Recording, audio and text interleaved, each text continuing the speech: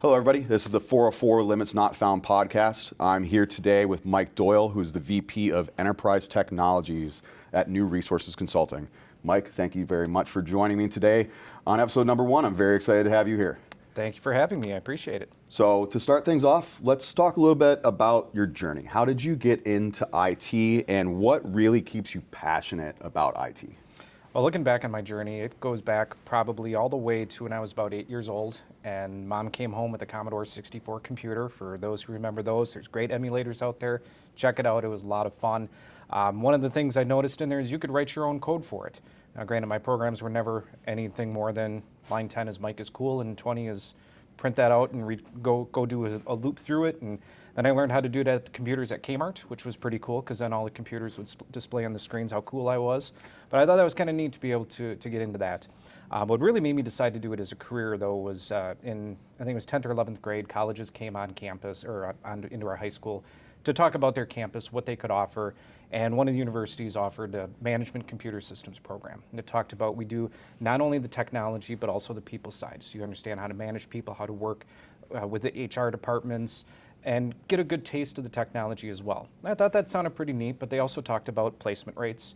They talked about starting salaries, keeping in mind this was late 90s, and wanting to secure a good job was important for me. So I said, yeah, that's probably the program I want to get into. Obviously graduated with that, went into kind of having a choice of what to work in, and NRC was one of the companies that I had interviewed with. I had a series of interviews, all different types of jobs, anywhere from obviously doing consulting with what I do here, a few other companies that were offering COBOL positions, which didn't seem appealing to me. And ultimately I decided to go into NRC and do consulting really because it gave me an opportunity to try a bunch of different things. One of those things ended up falling into being ERP just a couple years into it, which I've been on that path for now a little over 20 years. Wow, that's amazing. So you've really had this journey from early on, and I kind of think it's nice for people our age. We saw the start of almost this boom in computers, and now to where we are today, and that's just really, really cool. Obviously, with that, we've seen a significant growth in technology and computers and hardware and stuff like that. So what do you think is the most impactful change with ERP systems today versus 10 years ago? Well, even going further back than that, the ERPs really started out as a mainframe system. And then they made the move to be a client-server type approach where you'd have dumb terminals but still have major servers. We've now seen that go through numerous shifts over the years, but now we're falling into the cloud technologies.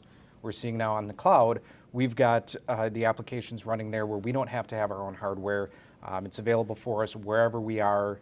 We can secure it to be accessible only to our networks, et cetera. But it's really taking that hardware and the cost of the operation of your system out and making that something that you now no longer have to worry about.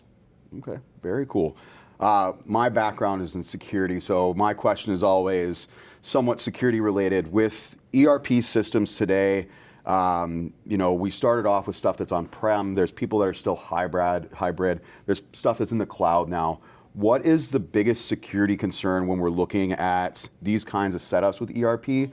And what is something that other people in IT should be looking at when they're looking at security around ERP systems? Yeah, I think the biggest security is always around my data. I want to make sure my data is safe. How do I know that this is protected? How am I going to make sure that I don't have a breach?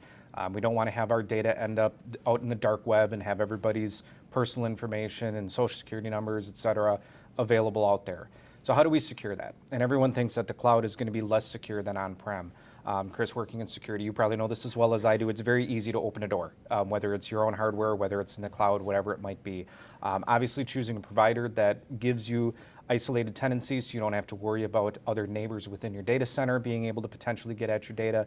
Yeah, there's certainly a little bit more of a risk there, but I think the largest risk really comes from within. How do we manage our applications? What are we doing with them? How are we making sure that only the people that are supposed to get to them are getting to them? Certainly you don't want to open your application up to the world unless you have a need to. Obviously, if you're a company that does recruiting through your application, if you need people to be able to access their pay stubs from anywhere, those are considerations you have to think about when you implement. But you also should look at if the majority of my user base is going to be located in the continental United States, perhaps I should focus on just securing to that. Watch what's coming in and focus on if there are any outliers, why are we having those outliers and making sure we're addressing them. Awesome, very, very cool. So you've obviously been working here at NRC for quite some time, and you've seen tons of different platforms, and you've gone to different companies, and you work with different people. Is there a success story that just really stands out to you, and why? So a few years ago, we had worked with a company that was trying to implement the Oracle Cloud software. They had actually gone through, I believe it was almost 10 years of trying to upgrade off of their legacy ERP system. And for one reason or another, they always had to cancel the project. They couldn't quite get it over the finish line. I think one of our greatest success stories was going in. Now, granted, we actually ended up doing it twice because they had to halt the project because they ran out of funding. When we came back the second time, though, we were able to get them to work through being able to get that project across the finish line, which, you know, in my eyes is one of the greatest success stories, because, I mean, we weren't involved all 10 years, but to be able to help them bring it across was great for us. Yeah, being able to help a company really get across that finish line, I see the same thing in security, because it's hard for some of us in IT to realize that, you know, we don't always have the manpower that we have. So having people being able to come in and help us really push that, it's a great feeling. It really is. Last question I have for you. What is one piece of emerging technology, software or hardware, that you're really, really excited about? And if there isn't something new, maybe it's something old that you still use or you really like. An example for me is I'm a musician, so I still really like using tube amplifiers. I think it's just crazy that the sound that you get from that is still there. But is there anything new or old that you are still really excited about, or really excited about moving into the future with? Well, as a fellow guitarist, I can appreciate what you're saying there, but I'm going to probably take it more along the IT lines here. You said excited, but I'm also going to use the phrase scared. AI. I'm going to look at AI.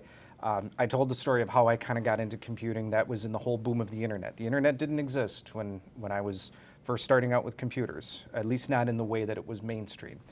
When I went to college, we had our dorm rooms wired for Ethernet. No other dorm had that in the state of Wisconsin. So we were pretty cutting edge. It was kind of cool, but it was scary because there were a lot of doors that were open. All the things that we secure today certainly were not secured back then.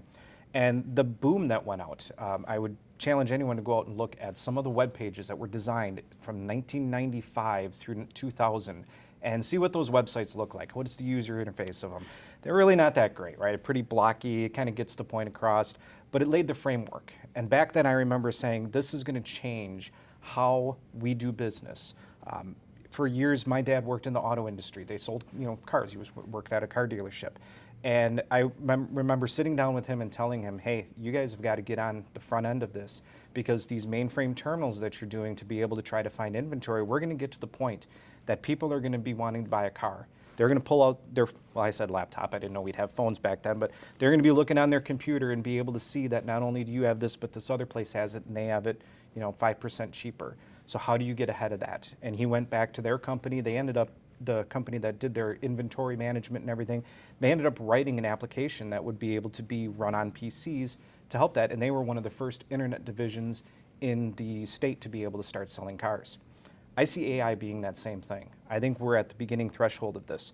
We're probably going to have some pretty scary looking websites, air quotes, coming out of this.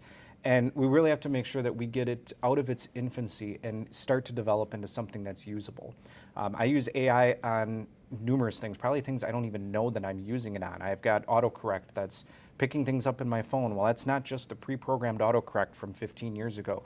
That's actually watching how I type and seeing, here's the types of phrases that you like to use, so I'm going to suggest that for you. We've talked internally here about tools that we can use to help organize our email and make ourselves more efficient. So I would say that's the one I'm the most excited about. I see applications of it available for ERP as well, but even just in the personal life, being able to use something like that to streamline our lives and make things easier is great. Yeah, that's awesome that you bring that up. It's something that I've been really passionate about in the last year or two, because AI is the big buzzword. There's a lot of stuff out there if you're looking at your ChatGPTs or your Copilots or just the stuff that's on your phone that you don't even know. And I feel like the industry's moved a little bit quicker than what they should have, and they aren't looking at the security around it so much. Early on in ChatGPT, you could go ahead and ask it all this information and push it and push it and push it until it would give you information that you weren't supposed to have. So the process of like going through and looking at that security and then the plus side of it of how it's going to be for us in the future is very interesting, and that is an exciting thing, and it is a scary thing.